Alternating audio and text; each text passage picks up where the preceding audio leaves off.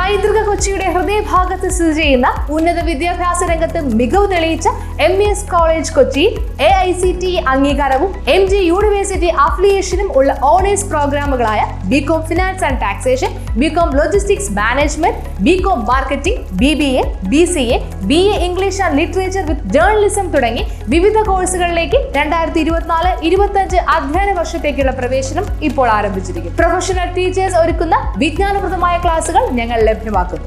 യാതൊരുവിധ ഡൊണേഷനും സ്വീകരിക്കാത്ത ഈ college part 3 വിഷയങ്ങൾക്ക് 80% കൂടുതൽ മാർക്ക് നേടുന്ന വിദ്യാർത്ഥികൾക്ക് MES സ്കോളർഷിപ്പോട് കൂടിയ അഡ്മിഷൻ ഒരുക്കുന്നു.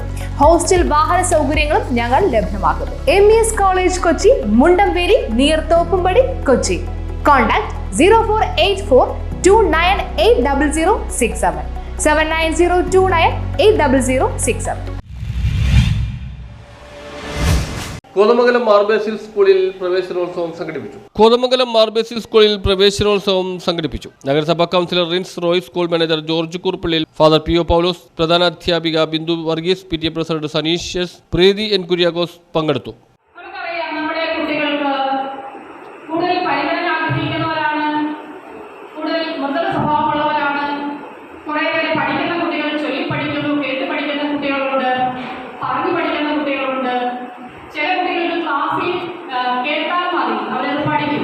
അപ്പോൾ നമ്മുടെ കുട്ടിയെ അറിയുക എന്നതാണ്, നമ്മുടെ കുട്ടിയുടെ പ്രകൃതം അറിയുക എന്നതാണ് പ്രധാനമായിട്ടുള്ള ഒരു കാര്യം. അത് കുട്ടിയെ നിങ്ങൾ ആദ്യമായിട്ട് അങ്ങനെ പഠിക്കുക. പിന്നീട് വരുന്ന കുട്ടികളുടെ ശാരീരികവും മാനസികവുമായിട്ടും ബുദ്ധിപരമായിട്ടുള്ള വളർച്ച. നമുക്കറിയാം, നമ്മുടെ കുട്ടി ജനിക്കുമ്പോൾ ഇത്രാമത്തെ വയസ്സിൽ, ഇത്രാമത്തെ മാസത്തിൽ കുട്ടി മുട്ടിൽ നടക്കണം, കവിഴണം എന്നുള്ള അറിവുകളൊന്നും നമുക്കുണ്ട്, ഇല്ലേ? പേരൻസിനുണ്ട്. പക്ഷേ മറ്റുള്ള കാര്യങ്ങളെ കുറിച്ചുള്ള അറിവുകൾ നിങ്ങൾക്ക് കുറവാണ്. കുട്ടിയുടെ പ്രായത്തിനനുസരിച്ച് ഇവർക്ക് വരുന്ന ശാരീരികമായിട്ടുള്ള മാനസികമായിട്ടുള്ള മാറ്റങ്ങൾ അതൊന്നും നിങ്ങൾ ഉൾക്കൊള്ളുന്നില്ല. അത് ഉൾക്കൊള്ളേണ്ടത് വളരെ അത്യാവശ്യമാണ് പുതിയ തലമുറയെ കൈകാര്യം ചെയ്യണമെങ്കിൽ. അപ്പോൾ നിങ്ങൾ മക്കളോടൊപ്പം തന്നെ നിങ്ങളും വളരേണ്ടിയിരിക്കുന്നു. ഇനി നമുക്ക് അടുത്തതായിട്ട് അറിയേണ്ടത് കുട്ടികളുടെ അവകാശങ്ങളെ കുറിച്ചാണ്.